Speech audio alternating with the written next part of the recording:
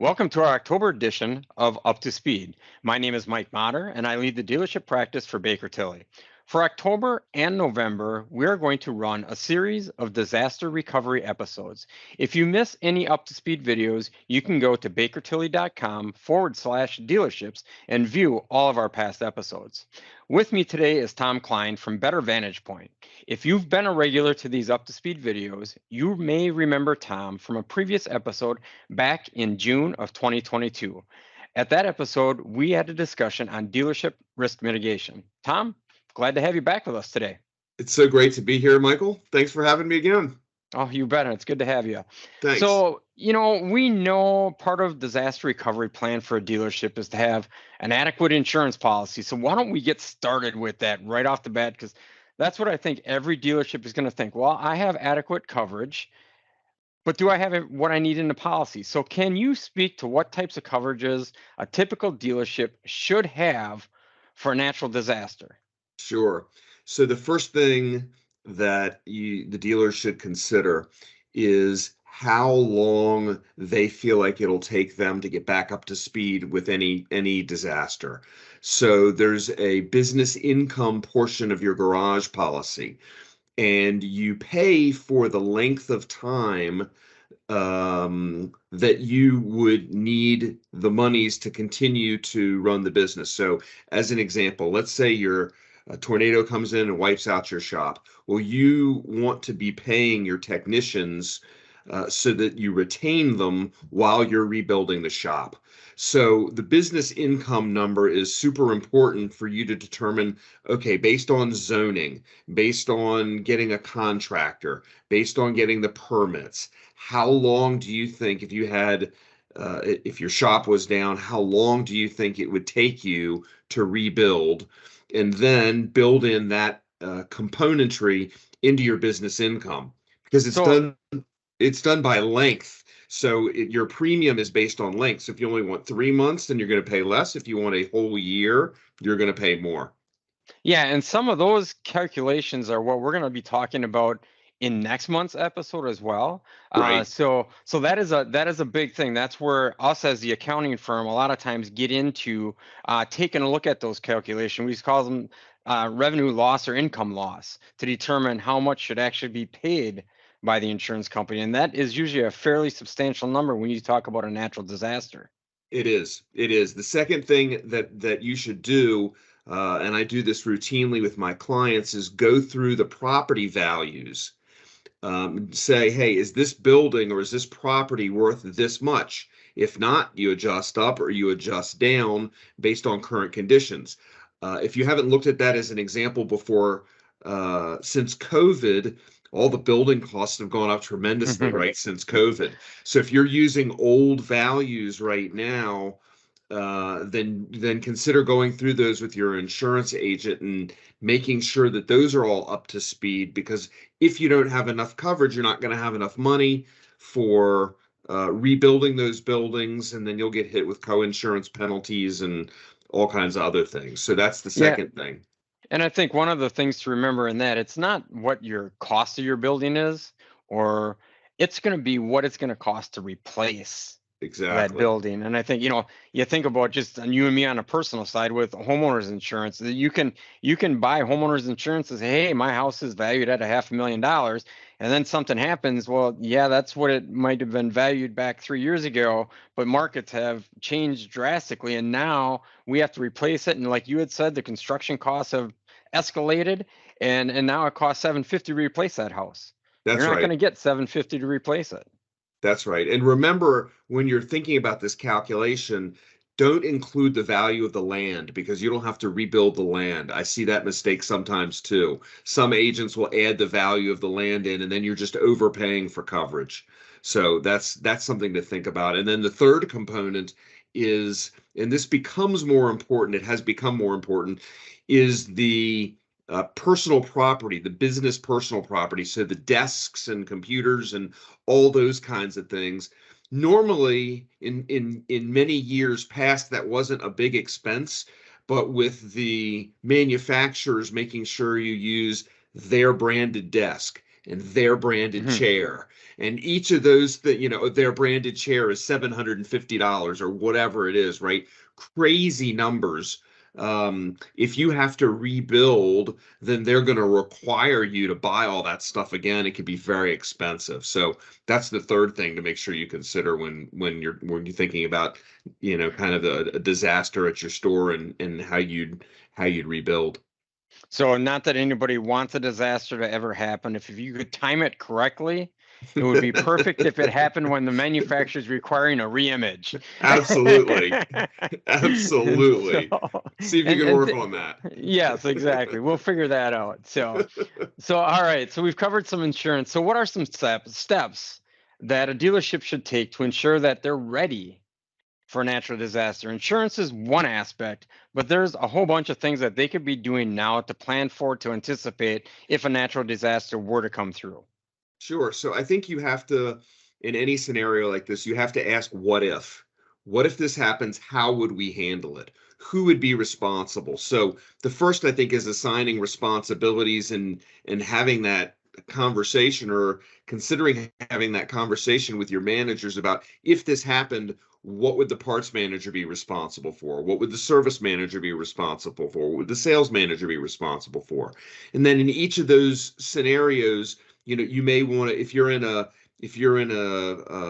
tornado alley kind of situation, or you have the potentiality of having floods fairly frequently because of the rising waters around the globe, then you should consider what things you might need to have on hand, in order that if the dealership did have a problem, that you could get back up and start functioning very quickly. And that's going to be different kind of by department, isn't it? Because each department, I mean, sales, I've seen it before, even in a non-disaster type area, where yep, the sales department, they just get a mobile home and they set up the mobile home and they can sell out of there. Parts and service, you can't do that. So Nope, it's you kind can't. of it's kind of be have to be handled by each individual department, wouldn't it? That's right. And service. I'm sorry, sales. I agree with you.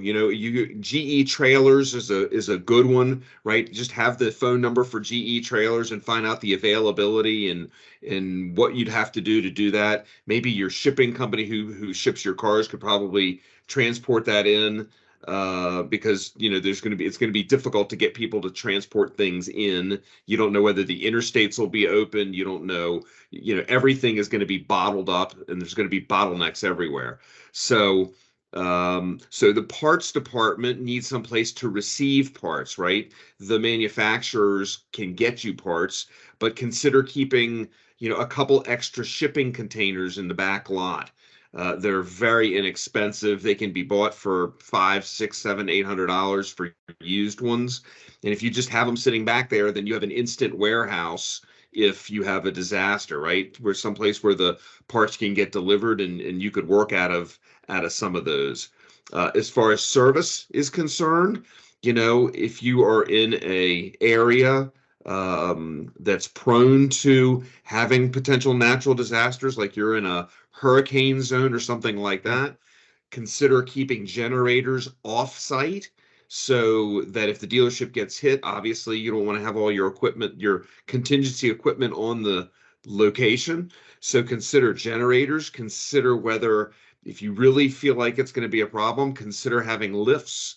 You could have a couple of lifts that you could quickly get up, and you could have a tent, right? If depending on the weather, if you're not in cold prone areas, then for a minute you could have a couple lifts up and working under a tent, and barring zoning issues that you might run into, you could be up and running, not efficiently and not great, but you could be up and running. So it's just a matter of you thinking to yourself, if this keeps you up at night, maybe you want to buy 4 or 5 of those lifts that are semi-permanent, right? That you could get in and get on top of the ground and get them moving quickly, and just keep them in a warehouse. That'll depend on which part of the world you're in, and how you feel these potential natural disasters would hurt you.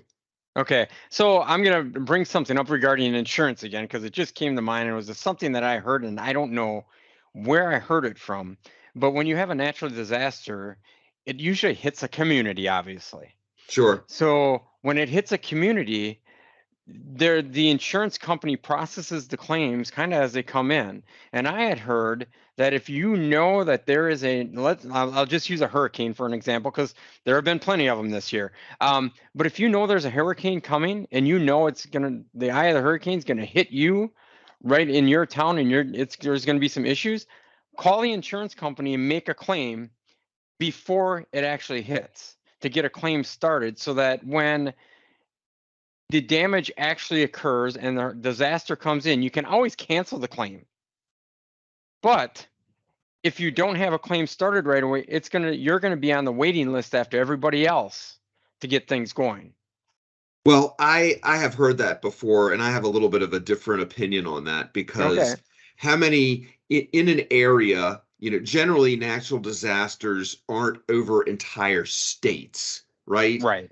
It's a city, and so, or it's a definable location. So you'd have to think to yourself, how many dealerships in my area could this insurance company possibly be tied into?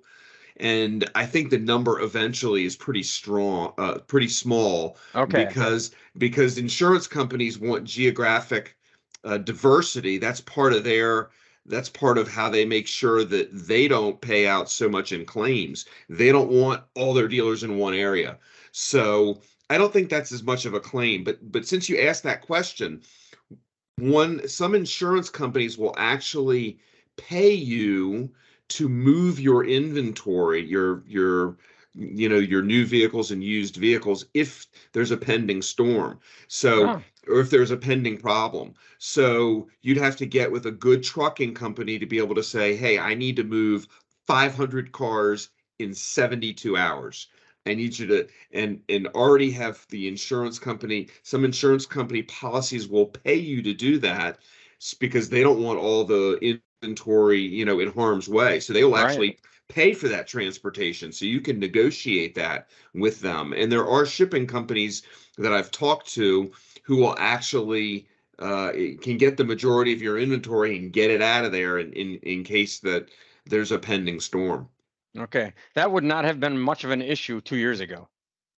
No dealers had inventories. Now they're starting to build up a little bit, but so, That's all right. right. So in the past, we've discussed, dealerships having some type of a list or a corporate kit or something that they could put together or have now, so that it helps them be prepared, and it's got documents and stuff outside of their organization, so they've got it when they need it if a disaster occurs. Can you give us some idea as to what should all be in something like Sure. that, if we want to call it a corporate kit? Yeah, I like the term corporate kit because you should have all of your papers saved to the cloud or at least offsite. So important papers would be copies of tax returns, copies of your EIN number in case you had to go open new accounts, your bylaws, any operating agreements you have between partners, your corporate minute books, your sales and service agreements that you have with your manufacturers, any papers that you would purchase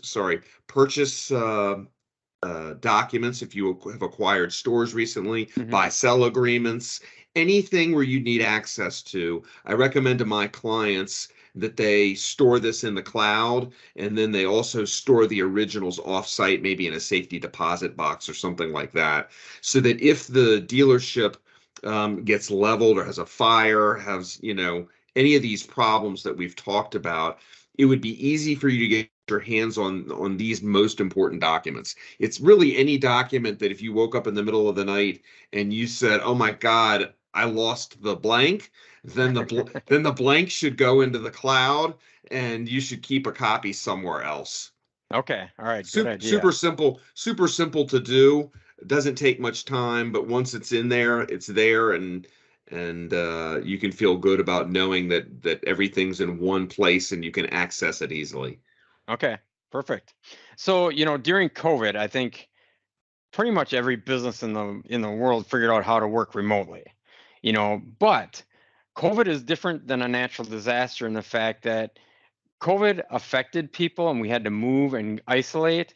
In a natural disaster, your facility is going to be either damaged or impaired. Right, So dealerships were essential during COVID, right. and technicians can't work remotely. Parts people can't work remotely. Some of the office people can, some of the office people can't, but a lot of the dealership cannot work remotely. So how should a dealership prepare for a disaster that impairs the actual facility or causes it to be unusable? Yeah. So one thing I would do is keep, 5, 6, 7 computers off-site, just ready to be deployed at any time, because getting computers can be difficult when Best Buy gets sold out, right? You're not going to be able to go to Home Depot and pick up generators. They're just not going to be there. I advocate having one building at least. If you have multiple buildings, one building that has a generator that can power when there's no power. And so generators help, computers help, but you're just going to have to triage and think through, the what if scenarios. Butler buildings, as these steel buildings that can be erected very quickly. Consider taking a look at those and looking at some of those kits so that you don't have to do so much research and you could get a temporary building up pretty quickly. I think, that's I think that's the key, is just thinking through when you're not in a crisis.